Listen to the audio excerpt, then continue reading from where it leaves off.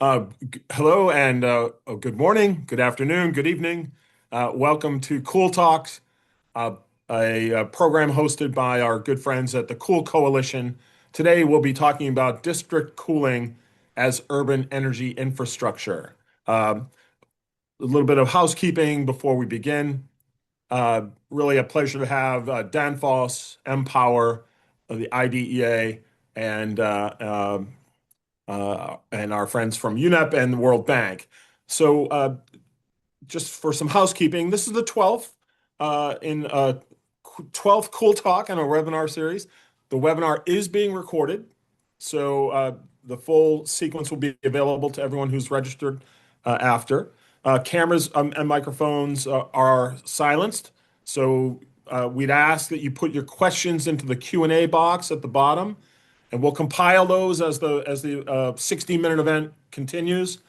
And then we'll get to them, to following the conversations with the panelists. So again, thank you all, and especially thank you to Madi Sophie and Caroline from UNEP for their support and this invitation. Next slide, please.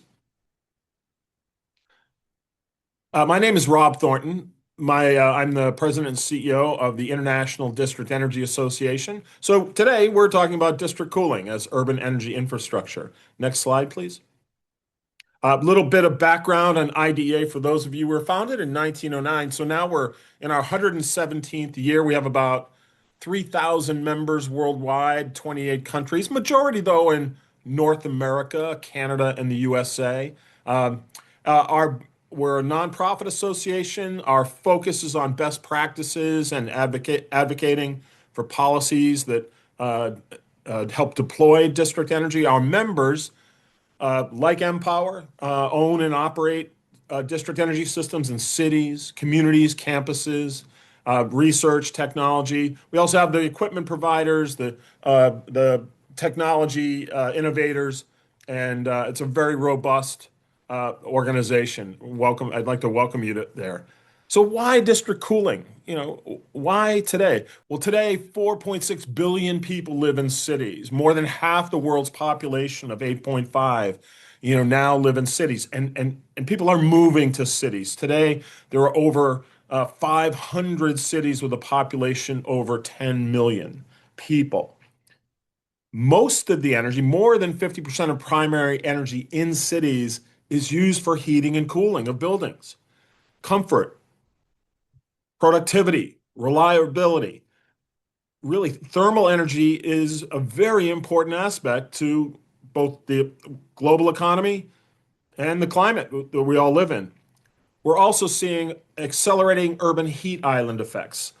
District cooling is not just for warm climates of Dubai or India, the Philippines. Of course, it is. But we're seeing in northern cities like London, Berlin, uh, Copenhagen, heat island effects that are becoming a public safety issue as well. And so we want to address the challenges with district cooling in cities. Next slide, please. So, what is district cooling and why? This is the electricity demand curve of a building that I connected in Cleveland, Ohio. And so you see the yellow or the lime green here is the traditional electricity demand of an office building. This is a 358,000 square foot office building. So the before, well, has that typical camel hump of demand, 1.5 megawatts, mostly driven by air conditioning, electric chillers on board. The blue line below is after district cooling. So it flat as a pancake, varies by less than 2% from January to July. So what does this mean? It means that the electricity grid is less impaired, less stressed.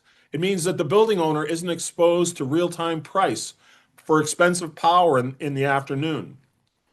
And it really does enhance the resilience not only of the local economy, but the grid as well. This is a tremendous benefit to building owners.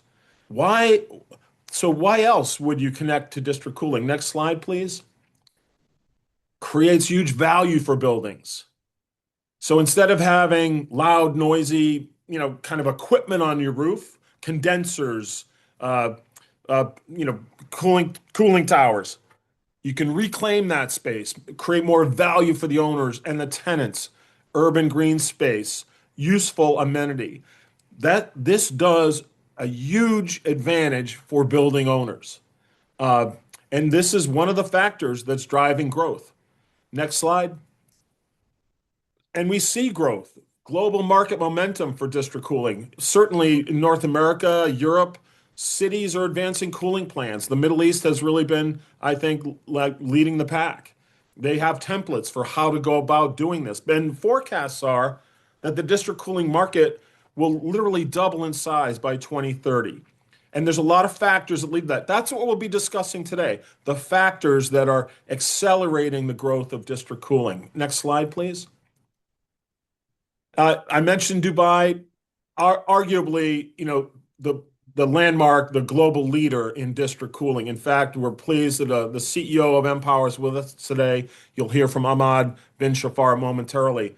But in 20 years, they've installed 1.7 million tons of cooling in downtown Dubai. 90 plant rooms are now operating, serving a contracted capacity of nearly 2 million tons of cooling. I'll let Ahmad put that in context for you.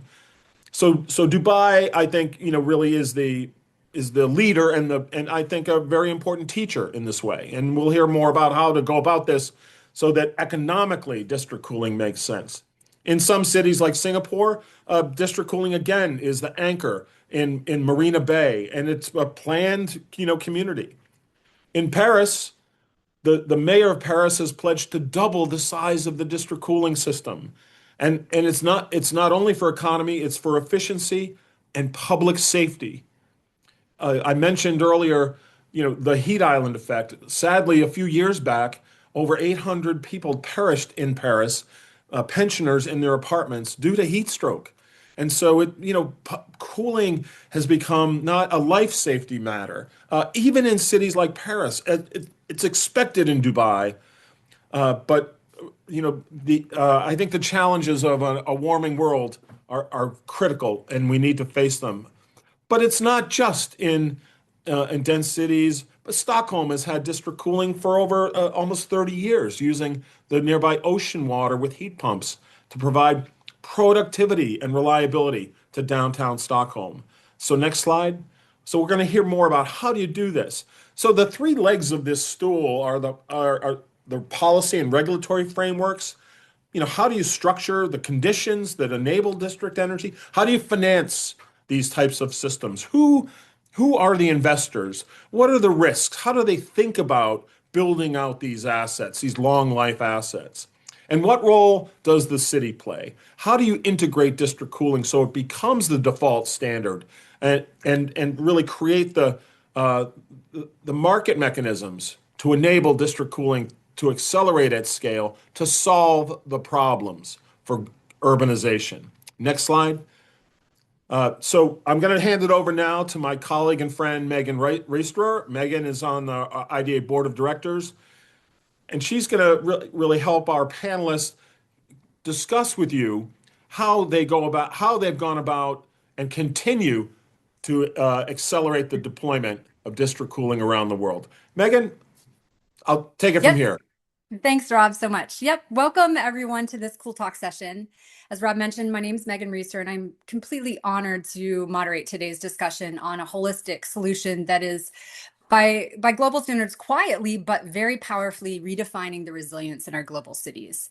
In my experience with Centrio Chicago District Cooling System, which is the largest carbon zero system in the US, I've seen firsthand how moving cooling from individual rooftops to a centralized network infrastructure can really transform an entire urban core.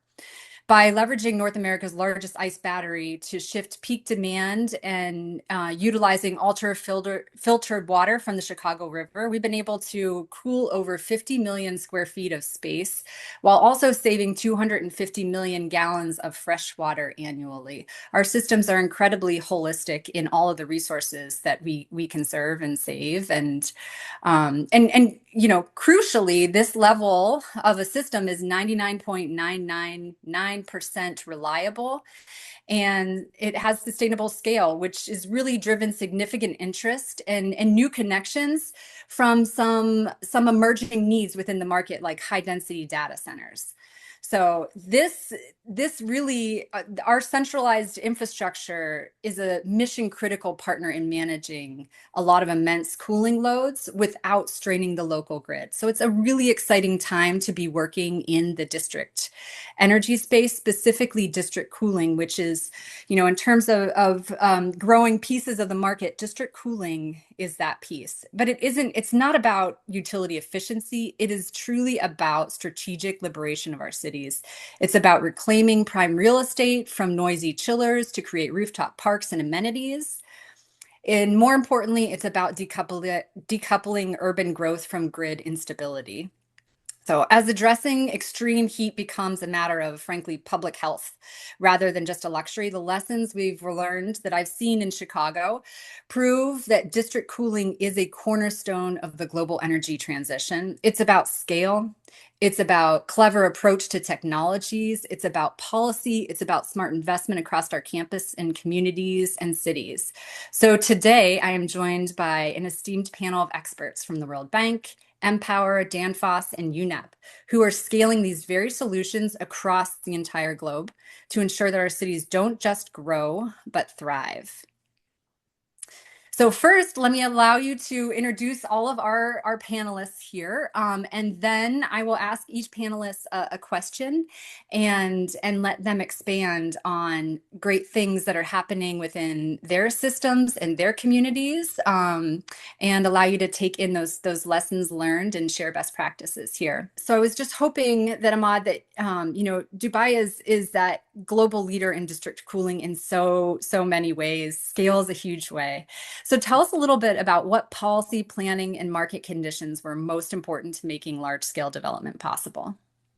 I have to tell you a lot. I have to take you back to 23 years ago and start telling you the story. We need at least 23 hours. Actually, Dubai is the global benchmark and the champion city for district cooling through the leadership. On the Middle East, as you know, and everybody knows that the district cooling or the air conditioning system is requires 70% of the electricity consumption from individual. Air condition on the Middle East, not anymore luxury, it's a necessity. You cannot live, like for example, we are at the end of the spring. Today the temperature is 38 Celsius. How much is it in Fahrenheit? Around 95. Around 95. So basically we're starting with a beautiful May of summer. Hopefully the temperature go above 100, so we are making more money.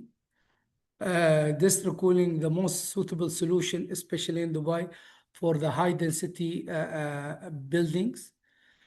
And Dubai has adopted that concept from the beginning. When we start, we were thinking of looking at the proper solution to do the district cooling. I remember when I came to the idea in 2004, our target was just to reach 160,000 tons. Earlier, when we look at it, the concept of the district cooling was supported by the government of Dubai, the largest scale of development. The idea of district cooling was really supported by the government, and they have put structuring the company to serve the city of Dubai and the major mega project. This is by itself, it gives us the chance to explore and work more efficient, to look how can we provide more efficient solution to the city.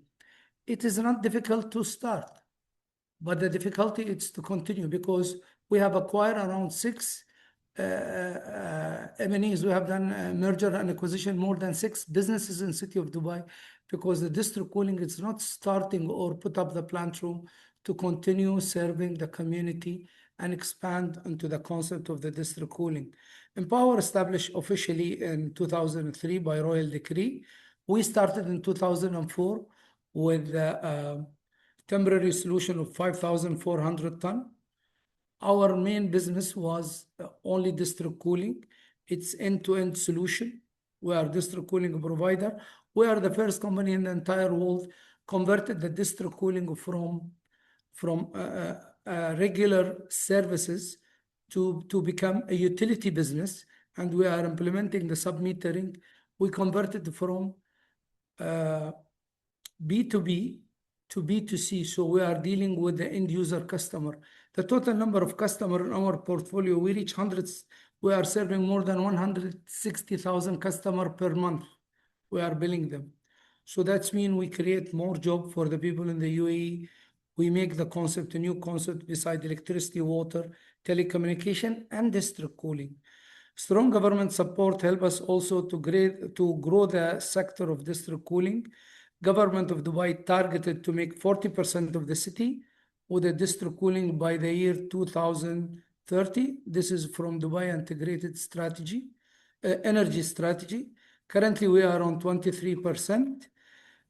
District cooling became more reliable, green, cost-effective, and model for the developers.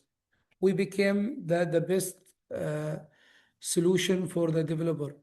Business district with a mixed-use community, tourism hub supported, economy of scale, that's really help us. Dubai capacity was grown from 160,000 ton of 160,000 refrigeration ton to nearly 3 million refrigeration ton in 2 decades. Empower has the major share, the total contracted capacity, more than 2 million refrigeration ton. We are the world's largest district cooling provider with a total connected capacity more than 1.7 million ton as of today. Definitely, I cannot say more information because we are a public stock company. Otherwise, I'll tell you what's the real number today. And Empower also adopted the model of the infrastructure developments. We are operating from 90 plant rooms, more than 430 kilometers pipeline network, efficient expansion. As I said earlier, we have over 160,000 customers across the city, near of 1,800 buildings connected with district cooling. When we say 1,800, it's a residential, commercial, offices, shopping mall, hospital, college, school, all the sector, Dubai Airport by itself. So basically, we are dealing with all sector into the city, plus the metro itself. And we are saving the government of Dubai by taking the direction and went to the district cooling. Definitely, there must be some incentives to go over this trajectory of our company, that we have to give some incentives to the government. And we have to demonstrate this. By building the district cooling, the government of Dubai has saved around 4.5 billion dirhams of generating electricity of 1,530 megawatt for this period. Imagine if they don't have district cooling, they'll be forced to go and build a power generation of 1,530 megawatt, which is equivalent to $4.5 billion. Having said that, this is not the end of our journey. We are still growing every year, even though with the situation of the geopolitical into the region. Thanks God, the first quarter, we're going to announce the number next Tuesday. We are ahead of the budget. We are doing extremely good, but please don't tell anyone in the UAE market. We are doing extremely good. And the number we will continue growing the district cooling. Thank you very much. I hope I'm within the time frame. You did perfect, as always. Thank you. Thank you. Yes, yeah. And it's just the scale that you talk about is sometimes unfathomable to some of us in other parts of the country and smaller. But it's amazing work that you do. And you also add quite a bit of innovation within your systems and the solutions that you present too. And it's pretty impressive just knowing some of the behind the scenes work that really goes into creating the scale that you do. We strongly believe that we can replicate the same model of Dubai somewhere else, but we have to study it carefully. We don't want to put people in trap. We need to tell them, yes, it's doable, it's not doable. There is a lot of factors, economical factor, the cost factor, the construction, the community, the acceptable, the affordability itself. is the people affording to pay that cost of district cooling? Yes, it is cost efficient, but I cannot prioritize the district cooling over food, over safety, over security, over infrastructure. We have done a lot of work with the UNIP program. Myself and my colleague Rob, we went to, for example, to Chile, we went to Colombia, we went to Copenhagen, we visited a lot of places. So we have expressed our position and how they should go. They should start from our end. They should not start like us. We start from scratch in Dubai. So, Yeah. and we have learned a lot from you guys in the United States. You are very helpful. And I'm very grateful to you guys. This industry is incredible with institutional knowledge and sharing it, and also the scale is district energy. It's all scalable. You can have small, you can have larger. And one thing about district cooling specifically is many folks think that district cooling is really just relevant to hot climates, but that is not at all true. It is definitely expanding beyond just traditionally hot markets. I saw this in the Pacific Northwest, in a region in the US that never has needed air conditioning in the past, now needs air conditioning just to survive. It used to be people would crack open their windows and it would cool their houses down or their offices down, right? But that's no longer the case. So Agir, I'm going to ask you, because you're in a traditionally heating market, right? But you work on district cooling specifically. And so I wanted to ask you what technologies and system innovations are driving the broader relevance into, generally speaking, heating markets to include district cooling. Yeah, thank you. Well, it is absolutely clear that district cooling is quite essential in the tropical and the subtropical regions if you want to maintain comfortable living standards. And there, as we heard, the district cooling has been proven to be a highly effective solution, which is reducing the pressure on the power grids, conserving scarce freshwater resources, and just making it livable in those areas. But district cooling has, of course, a much larger and broader potential.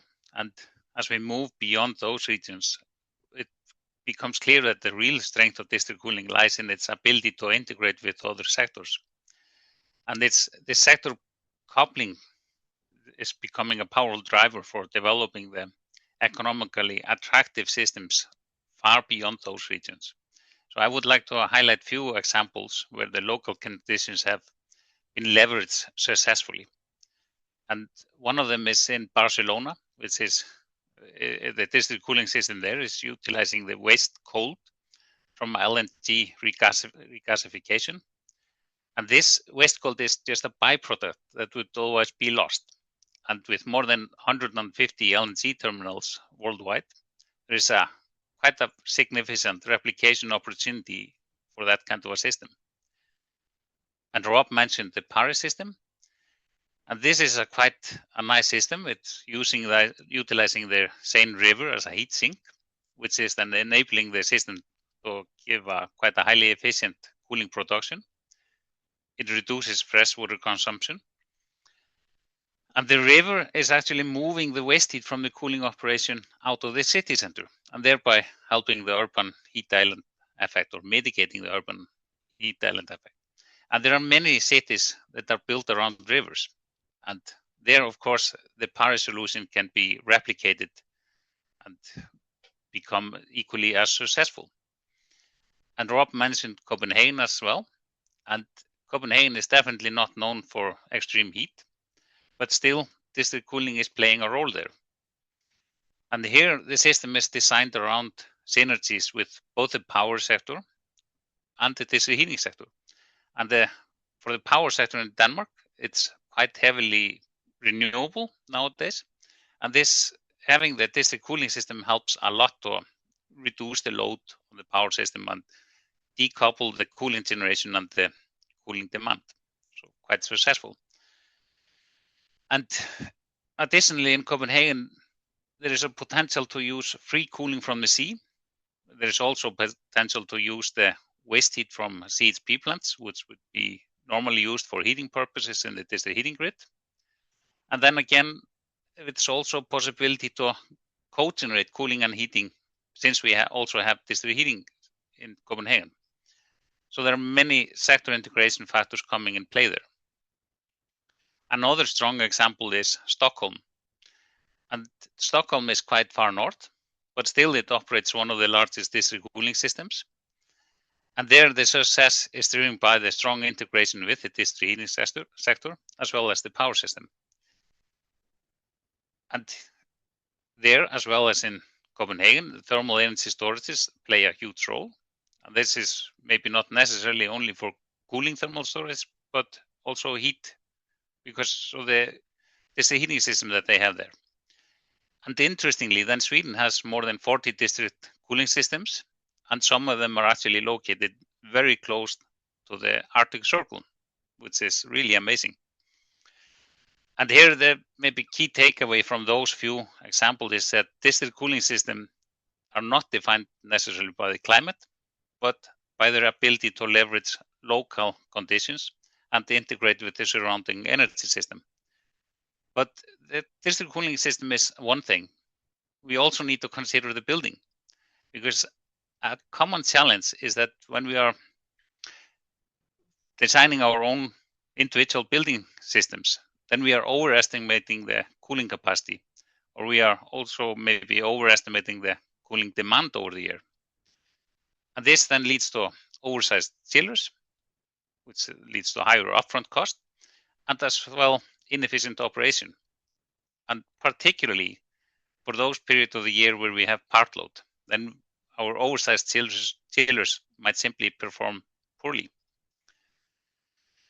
And at the same time, then the cooling consumption is often not properly metered, and as a result, it becomes embedded in the general electricity use, or the electricity bill. And that makes it quite difficult to understand the actual demand. And this then creates a risk that is not only related to the building, but also for district cooling providers that are onboarding those buildings. Because if we don't have accurate demand data, there is actually a real risk that we are over-investing in the production capacity at the district cooling plant. We are over-investing in the distribution network, and maybe also a little bit in the energy transfer station between the building and the network. But beyond those investment costs, the operational efficiency is quite critical, because when we have a building that is operating their own district cooling plant, then whatever wrong operation of the building is limited to that particular building. But when we start to interconnect all the buildings, then we have the entire system that can be affected. And here, it is very important that we maintain the high temperature difference in our building systems. So a big temperature difference between the supply and return. And this is what we commonly refer to as a high delta T.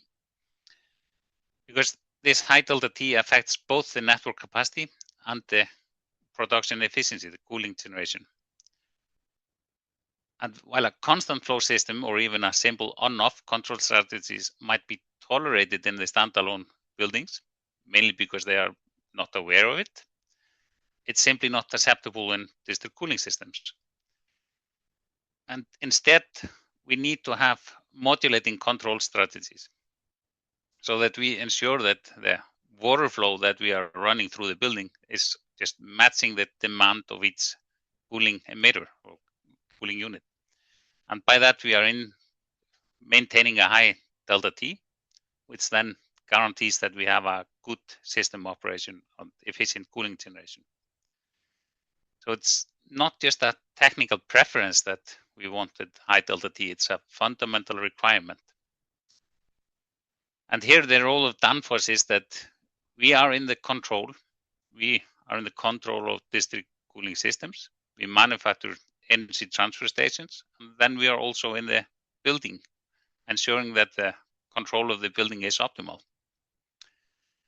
I want to emphasize that district cooling works best when both the system design and the building operation is aligned. So we cannot just optimize one, and we need both. And then we need to exploit whatever opportunities that we have. Can be just local free energy sources or free cooling sources, or it can be an integration with other energy sectors. So now I give it back I to you. love, yeah, I love that key message about the interconnectedness between the buildings and the district system and the whole system, and the whole the campus or the community or the city that you are serving then just functions so much better, more efficiently, more cost effective.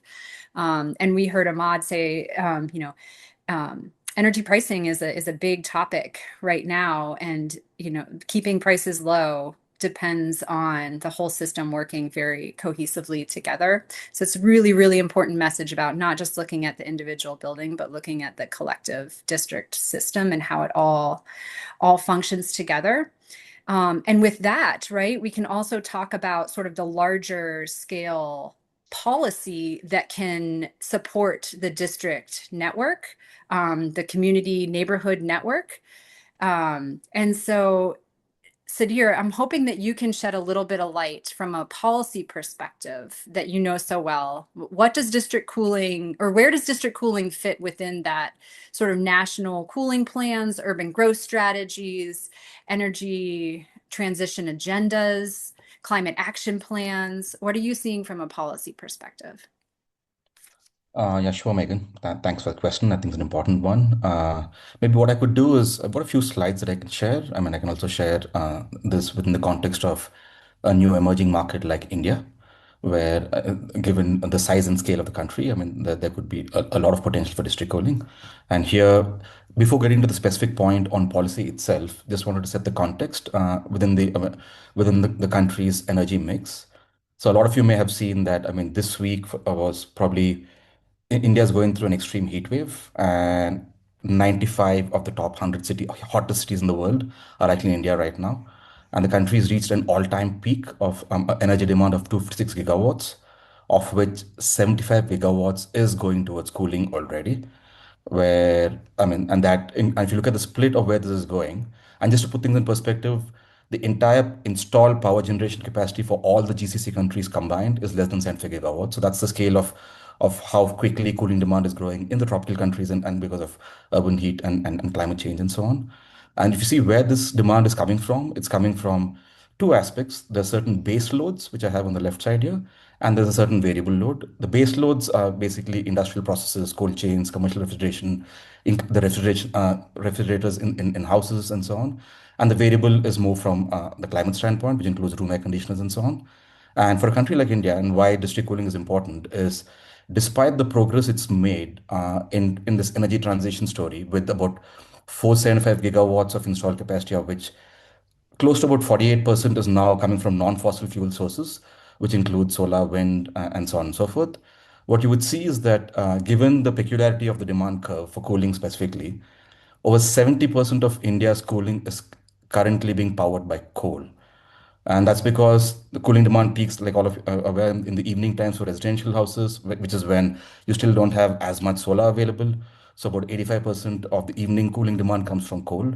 Office time, probably, I mean, you can do some level of matching of renewable energy, and the base load as well is throughout the day. So you'd already see that, I mean, a big part of this rising cooling demand is like a double whammy of sorts, between of having to use more and more coal. And just the country's trajectory shows that, I mean, India is likely to get to about 130 gigawatts of its peak demand coming from cooling. So it is already becoming a huge problem for a country like India. If you go to the next slide, and what we've seen and working is that, I mean, actually, in fact, I mean, is district cooling is already happening in a place like India. So when we talk of policy and what should be done, we had to first acknowledge and see what is happening right now. And what became quite clear is that, I mean, it was more of a taxonomy or a definition issue, but not necessarily an adoption issue, because we've mapped about 73 projects already in the country basis the Bureau of Energy Efficiency, which is under the Ministry of Power in India. Their definition of what district cooling means, which essentially is a central plant providing cooling for between 2 to 10 buildings. So India has about 300,000 tons of captive capacity between commercial offices, hotels, industrial parks, IT parks, and so on and so forth. So it's already happening. And there are some case studies here at the bottom, which includes captive models largely. And what we're seeing is that, I mean, where there are sophisticated end users and developers who really want to push the boundaries towards getting to net zero certified buildings or LEED Platinum certified buildings, they are already adopting the technology aspects of district cooling, right? So, and India already right now is a world leader in LEED Platinum certified buildings or net zero buildings. All of them, which aspire for a LEED Platinum or an IFC Edge highest ratings certification, use centrifugal chillers, which is what we use in district cooling. They also have captive STP sewage treatment plants for treated sewage effluent, and they also do a lot of secondary side innovation through things like radiant cooling and sometimes heat pumps and so on and so forth to ensure that the end-to-end cooling demand can be managed well. And what is interesting to actually see was that, I mean, from a technology stack standpoint, in fact, some of the very efficient buildings on the top performing buildings in India are designed probably even 2 times more efficiently than the ones that are district cooling connected in the GCC countries. Because, I mean, ultimately, it boils down to how much mechanical capacity are you installing to provide cooling to a certain built-up area, right? And in India, we've seen quite a few examples where about 700 square feet, about 70 odd square meters of built-up area is cooled using 1 ton, and the average in the GCC or the UAE is about 250 square feet per ton, which also kind of shows that, I mean, there is already that propensity towards avoiding over investments in capacity and so on and so forth. So what became quite clear is that it's not a technology problem. There is already market appetite. Economics have been proven at a campus level where it's between 2 to 10 buildings. It's already being adopted by many more sophisticated real estate developers. It's more of a business model problem. And what we're talking of district cooling here is essentially having what Dubai has or Singapore has or Copenhagen has and so on, which is essentially a merchant utility regulatory framework where the systems can move beyond a campus into a set of campuses or buildings, which is when you can actually scale up the impact much faster. So just going to the next slide. And what we've also seen is for a country like India, even before going to district cooling, there already is a lot of interesting developments happening from a local manufacturing standpoint, from an ecosystem standpoint, where the chiller market in the country is about $740 million a year. The country has about 9 million tons of installed capacity of chillers. This includes predominantly screw type and much less of centrifugal chillers, but that's the largest part of that's the fastest growing market segment. But the thing is, still biggest part of the growth is coming through water cooled chillers, which is what brings the efficiency gains for heat rejection compared to air cooled chillers that you would see in traditional systems and so on. And most of the key players are already having manufacturing or looking at trying to expand the manufacturing in the country. And there's also a lot of localization pushed from the government as well towards trying to make sure there's a Make in India framework to try and ensure that since the country is large enough, a lot more R&D and innovation starts to happen on the ground. And from the current, I would say 9 million tons, since the country is adding about 1 million tons roughly a year of chillers, it's likely to get to about 30 odd million tons by 2037. So I think, I mean, it's a fairly large local manufacturing ecosystem and so on. So I think the whole aspect around policy had to take into consideration, needs to take into consideration what's already happening right now, what innovation is already there, and how can this then be moved forward towards something more. Just move on to the next one. I mean, next slide. So what we've been trying to see is that, I mean, if the existing chiller market itself, forget room air conditioners and so on, even if 12% of that can move towards a merchant district cooling model, that itself could make India a 4.8 to 5 million ton refrigeration ton market in the next 9 to 10 years. That's a $7 billion market opportunity, which would shave 6 to 8 gigawatts of peak power demand, reduce on a life cycle basis, including from refrigerant leak, and urban heat element mitigation, plus also energy efficiency, 60 million tons of CO2 emissions, and also meet a whole lot of SDGs, which also applies for, I would say, a lot of the countries in the global south. So what we've mapped out in terms of policy developments on the ground right now in India, the next slide, is essentially what's being implemented right now, either at the central government level, state level, or cities, and what still needs to be done. So India was one of the first few countries to actually have an India Cooling Action Plan, where this was developed in 2019, which was a very comprehensive approach towards trying to see how cooling can be done in a more sustainable way.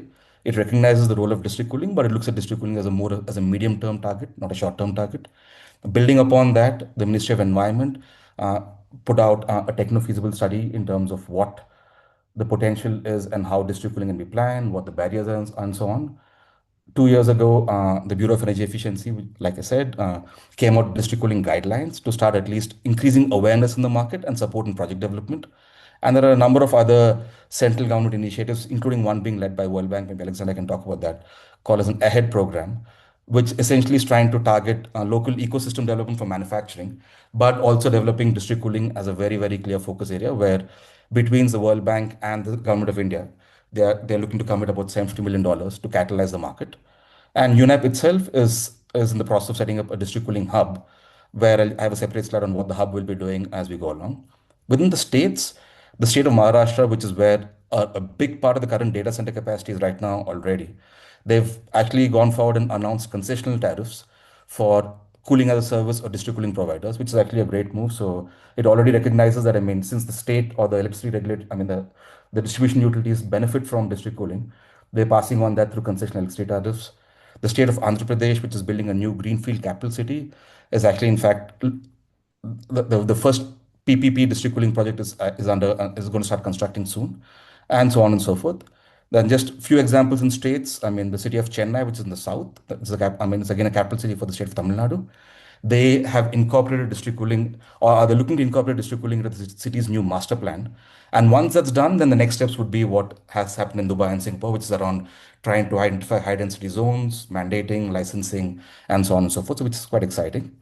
But what's still missing, of course, is the big levers are still around how do you create a merchant cooling utility licensing framework, which can then kickstart the market, and having time of day tariffs or concession tariffs like what's happened in Maharashtra. And to recognize and make that happen, it needs to be recognized as a public utility, because cooling is becoming more and more a necessity and is no longer a luxury now, as we've seen already. And this is where a lot more work needs to be done.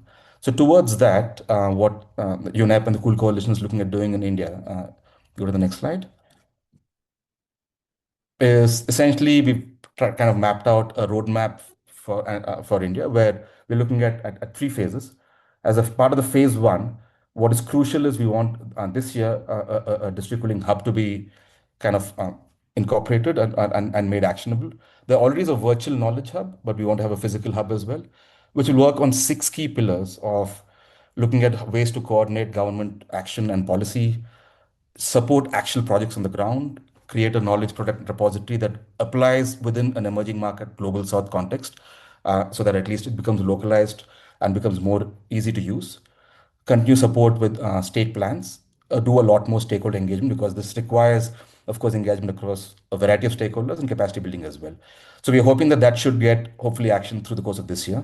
Once that happens, then we can support at least 6 states in feasibility studies, maybe supporting the ones who are more progressive in looking at utility frameworks, looking at data centers, which again is a huge driver for growth, and having at least a few hyperscale data centers connected to a district cooling scheme. And if in the next 2 years we can have at least 5 projects operational, where we already see them quite far ahead in planning or implementation, that actually would be a great success of a merchant utility model, not a captive model, like I said.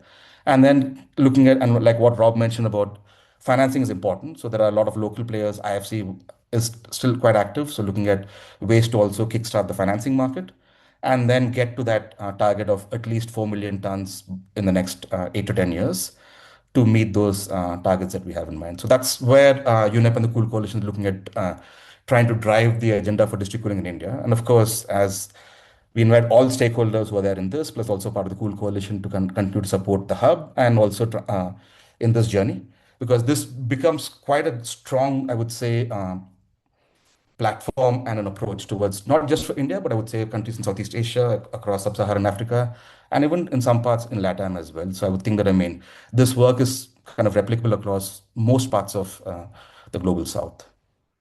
So yeah. Thanks, Sudhir. I love the approach. Like there's a business problem to the technology stack that is just perfect and beautiful, right? Not always perfect, but it's just, we know from a technology perspective what needs to happen, and how to approach it. But if we don't have that business structure behind it, right, it doesn't become actionable. And so I love that focus on action.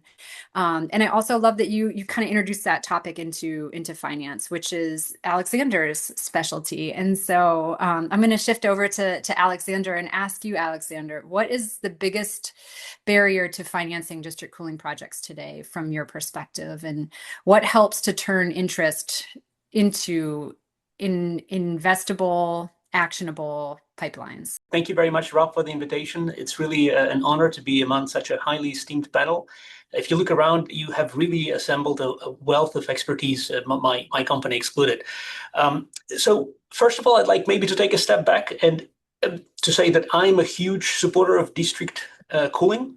But I want to mention that this is not a panacea for all things cooling, especially within the space cooling area. But where the conditions are right, this could be the cleanest and the least cost solutions.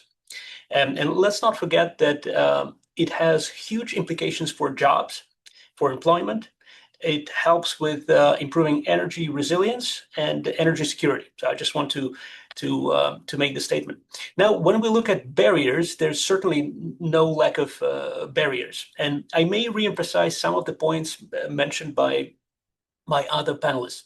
So the first thing to say is obviously there's a high upfront capex investment in district cooling. It's a classic infrastructure asset with asset lives over 30 years. If you look at the current macro situation and what that might imply for interest rates and the cost of financing, that could only add to this high upfront capex cost. In India, which Sudhir mentioned, the World Bank has done analysis of the Indian cooling market. And in one scenario where we, perhaps overly optimistically, but just to demonstrate this point, we assume that district cooling could reach a 30% penetration rate in commercial real estate. So under that scenario, the investment required would be $36 billion for about 300 district cooling systems. So this is obviously substantial. Another barrier I'd like to mention is the demand uncertainty and the load risk. So, and I think Oddgeir mentioned this, but investors are often deterred by the uncertainty over future cooling loads, and especially in greenfield developments where anchor customers might not be confirmed. And this represents oftentimes the single largest deal breaker. I'd like to mention awareness as one of the barriers, and awareness is related to pilot projects, and pilot projects are related to having expertise to develop them in the first place.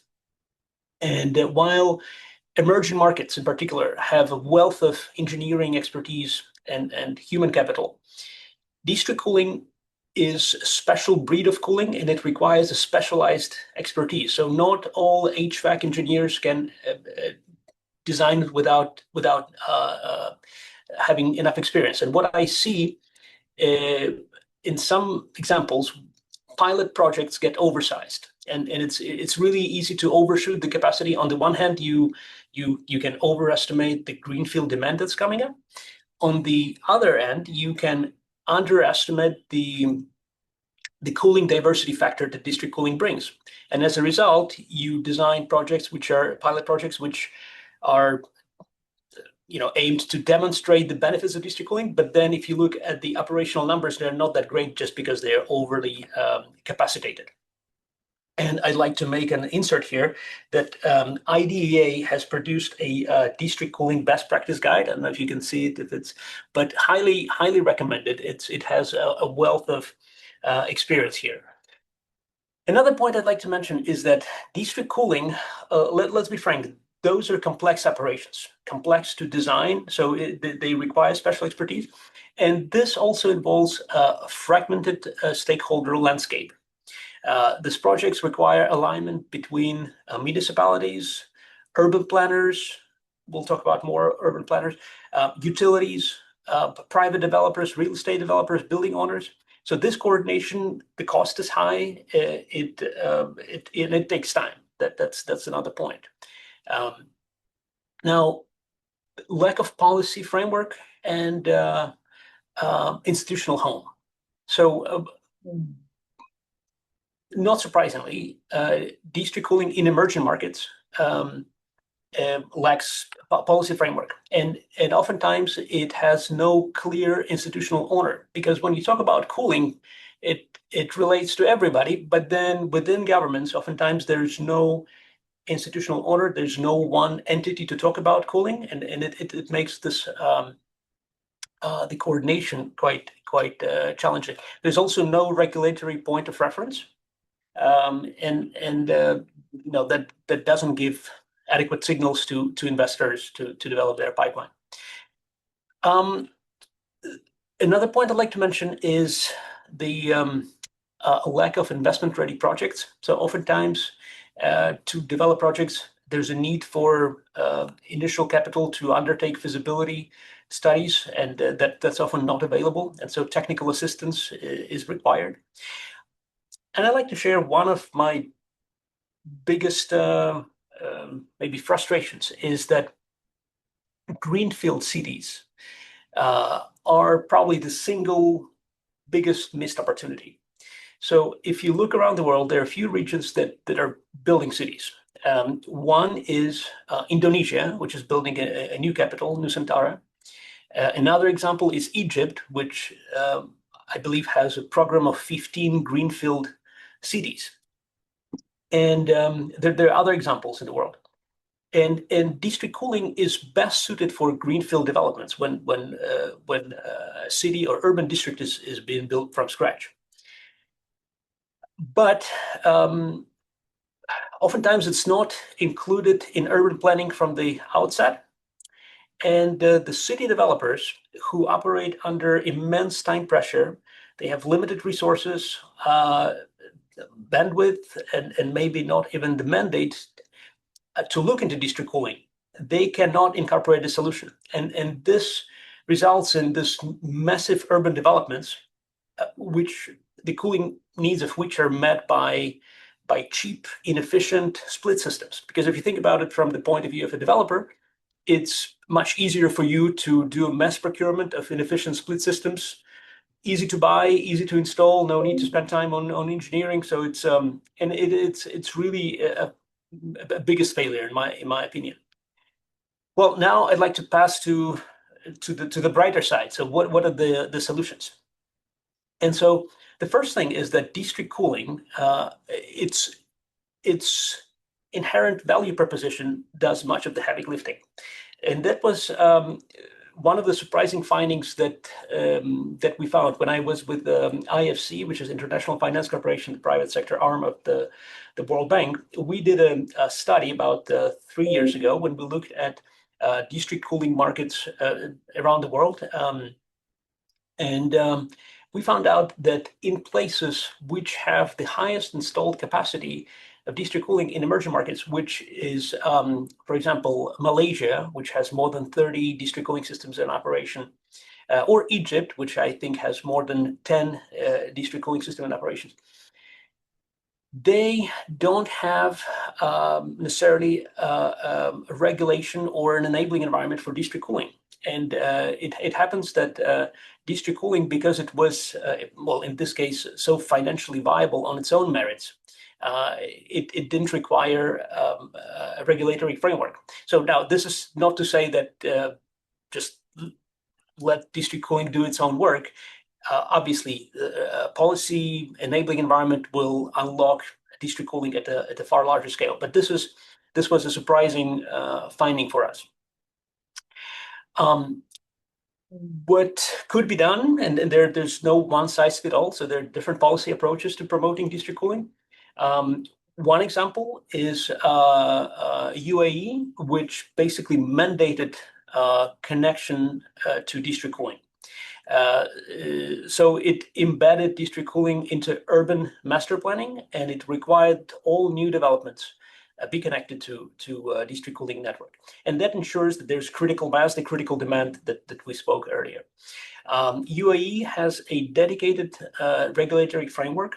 So it established a comprehensive district cooling regulations, which governs tariffs, technical standards, operator licenses. For emerging markets, for instance, for India, what we recommended as the World Bank to the government of India was to establish a code of practice, the cooling service, standardized cooling service agreements, and also look at the customer protection measures. So another example is maybe Singapore, which didn't mandate connection to district cooling, but it set rather high thermal energy requirements for buildings such that district cooling and maybe a few technologies could meet it. So basically, it doesn't mandate connection to district cooling, but it sets this energy requirement which is difficult for other alternatives to meet. And I think Finland is a similar way, even though the majority of Finnish district energy is district heating. They also have district cooling. Speaking of making your point that district cooling is not only for hot climates, but it's a similar approach to Singapore, which is more of a I would say not really free market, but open to competition. So you're not you don't have to be as a customer connected to district cooling, but oftentimes it's cheaper. What we also recommended to the government of India to help them implement the India Cooling Action Plan, which Sudhir mentioned, was to embed district cooling feasibility evaluation into greenfield developments. So for high density cooling districts, and the specific number was 8,000 refrigeration tons per square kilometer, we recommend that feasibility assessment should be a necessary step before development proceeds. So first you have to look, if you have this high density region, does it make sense to introduce district cooling? And if the answer is no, then you could consider other alternatives. But if the answer is yes, you have to pursue it. Isn't that funny how it's just you have these like really complex sort of investment structures that you can deploy, but at the end of the day, it's just as simple as, is a building asking the question, do we have a district system? Can we connect onto a district system? If we don't have one, can we form a coalition, a community to create that, as your greenfield example, which I love that point that the greenfield is the biggest missed opportunity. I see the same thing. Thank you, Megan. Completely agree. What we also recommend to our client countries is to pursue a phased regulatory approach to district cooling, or a regulatory ladder. So for the first one or two transactions, it often makes sense to pursue regulation by contract as the appropriate instrument. You can have a strong concession agreement, and what makes it even stronger is to have a minimum take-or-pay guarantee that addresses this minimum demand requirement. So that provides commercial certainty for the investor, and that can be a very strong signal. If then the market develops and uptakes, if there are more district cooling projects, then it might make sense to start as the government investing in a broader district cooling enabling environment. So you could consider developing a district cooling code of practice. You can start looking at it basically from the point of view of broader regulatory environment. I also want to mention, just one minute, Megan. I also want to mention the role of carbon markets. Oftentimes, it's overlooked that district cooling can deliver sizable carbon reductions, and I believe Tabreed has developed a methodology with Verra. So if you want to explore it, I highly recommend it. Now, finally, from our end, so the World Bank has explicitly identified district cooling as the priority for concessional finance to support early pilots that can standardize business models, validate concession structures, and build a track record needed to attract commercial capital at scale. What we can also provide to our clients, and I'm talking for the World Bank Group, so both the public sector and the private sector through IFC and MIGA, is we can support early stage technical assistance and feasibility financing. We can support capacity building for city planners and regulators, and we can help develop PPP frameworks and structure PPP frameworks. The World Bank is going through something what we call the evolution process, and now we are a knowledge bank. So we really prioritize the expertise that we have in addition to our commercial financing. The last thing I'd like to say is that at IFC, we developed a district cooling tool for local governments, for urban planners and real estate developers. And this tool was helped validated and fine-tuned by IDEA. So once again, thank you to IDEA, and we're happy to deploy it with our clients. So if you have any interest in district cooling, please do reach out. Thank you very much. Yeah, no, I love that, Alexander. That's one. So my formal training is in city planning, but I'm a rare bird that looks at healthy communities underground from infrastructure. And so it's most of my other city planner friends have not looked at it from a district system. So it's wonderful to hear that those platforms are available and becoming more widely available. And I also love your point that, you know, it doesn't have to be, you don't have to go from 0 to 80 in a heartbeat, right? You can phase that, which, you know, Ahmad made that point in his first opening comments is, you know, you don't have to start like, you know, we can phase things. So we're going to move into our question and answer portion, just about 5 minutes to get some burning questions and going with the panel. And then we'll wrap things up real quickly here. So I hope everyone can stay on for another 5 minutes. Rob, do you want to Sure. handle some of the questions? Sure. Sure. I mean, thanks, Megan. Hey, thanks, panelists. Great teamwork. I think there's more to discuss than time allows, but you know, we've answered many or most of the questions that came in on the Q&A. I think the chat has been one. Adgir, maybe if you want to expand on this question, climate change affecting the temperature of rivers. You know, from my experience, you know, district cooling systems don't reject the same volume or temperature of water into a river that a nuclear plant will, right? I mean, it's like a 15-degree, 85-degree condenser temperature. So, you know, it's really apples and oranges. Wouldn't you agree? Just the impact? Definitely it is correct. But nonetheless, I see where the point is, because in Paris, for example, there comes a period where they are not allowed to dump heat into the river. Sure. And then it's just important to emphasize that if we have the system, we have alternative ways. Right. Yeah, I mean, I was with the district cooling system in Hartford. We had 10 days in a row over 100 degrees, a rare event. And we were downstream. We'd had all our condenser water from the Connecticut River, and the power plants downstream were shutting down because condenser temperatures were the river water was 90 through 91 degrees. Our design temperature is 85. For every 1 degree over design, it's a 3% reduction in capacity. So 3 times 6 is 18%. Our 25,000 ton plant was derated, you know, by 5,000, almost 6,000 tons. And we had all the data centers and the insurance companies in 70 buildings in Hartford on that district cooling system. Everybody stayed on. They kept their fans running. No one started and stopped after the weekend. We just sort of steady as she goes, and we made it through. But, you know, it wasn't us making the heat. It was Mother Nature and the plants downstream. So sorry, that's my little aside there. Thanks, Adgir. Hey, Ahmad, and one of the questions early on was, how do you convince a building owner to connect to district cooling? Like, right? It's like, hey, I've got my own chillers. I like them. You want to sell me something? I already have it. How does that, how do you convince someone to connect if they already have a cooling plant? Yeah, you know, in Dubai, it's people, most of the investors are looking at it from a different angle. If they are building for freehold, they look always to outsource that service, so they don't stay on the building afterward.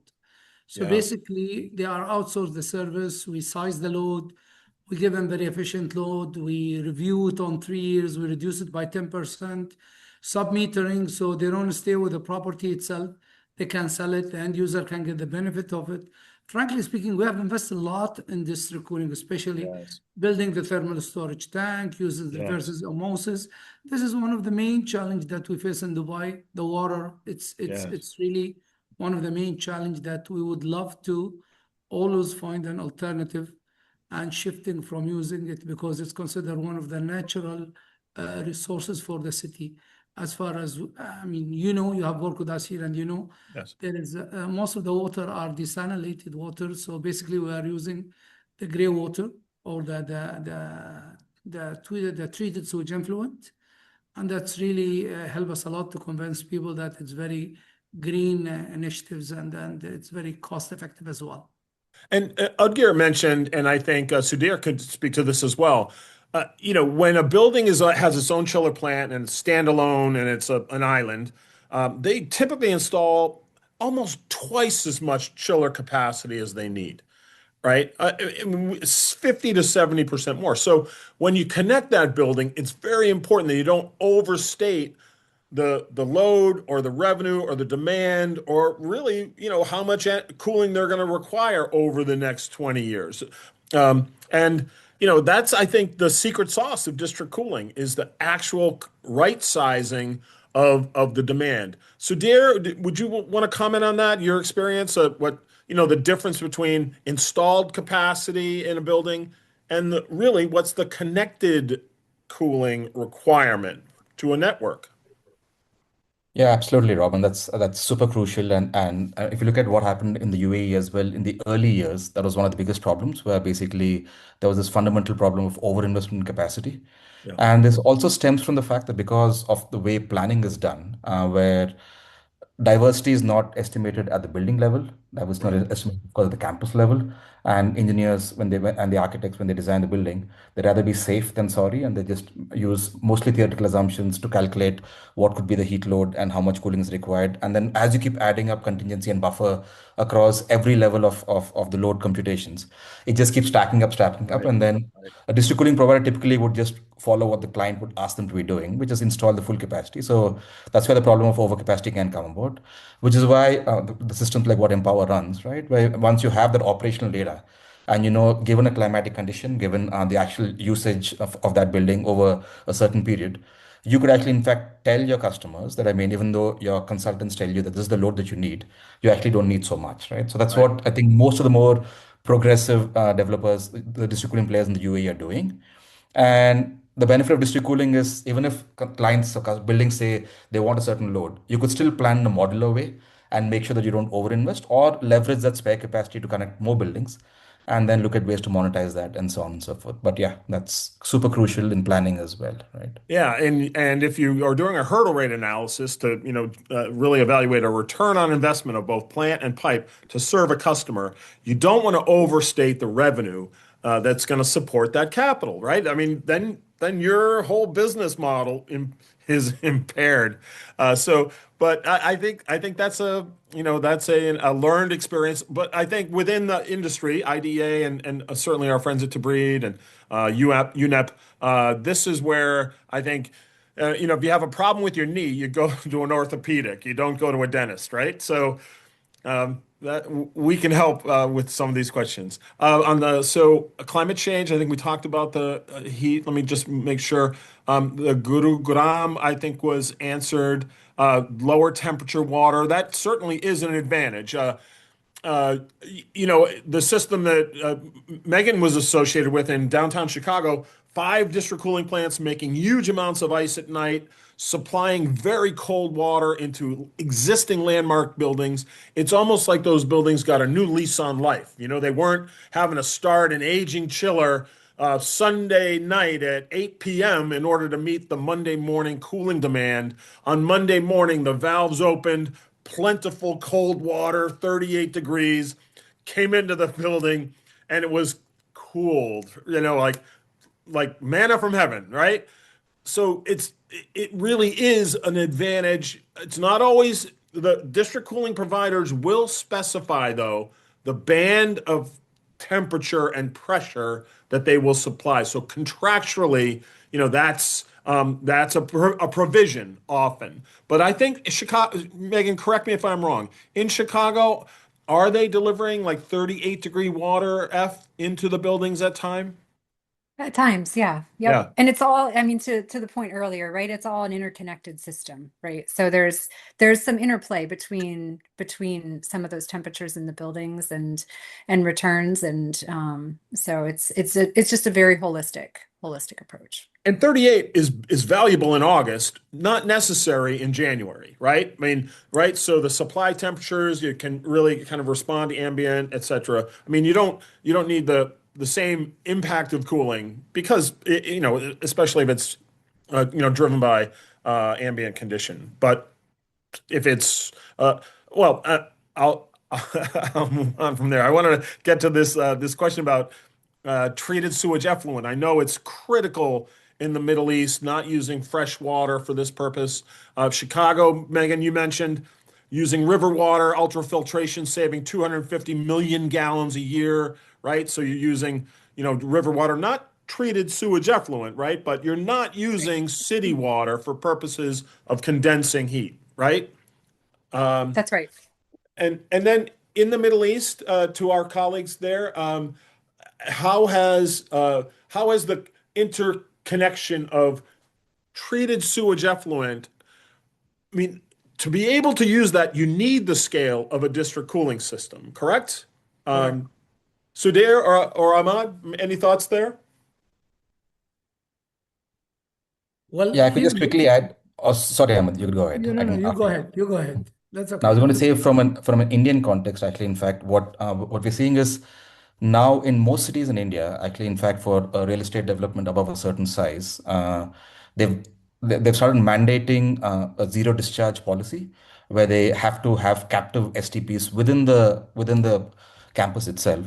So then the scale probably doesn't become as important because then you just need to see a water balance for the campus as a whole to see how much fresh water they need, how much sewage they treat, and they have smaller STPs within the campus. And then they use that for irrigation, for landscaping, and so on, along Right, with for their cooling towers. right, But in the Middle East, in Dubai, it's completely different. But yeah. right, right.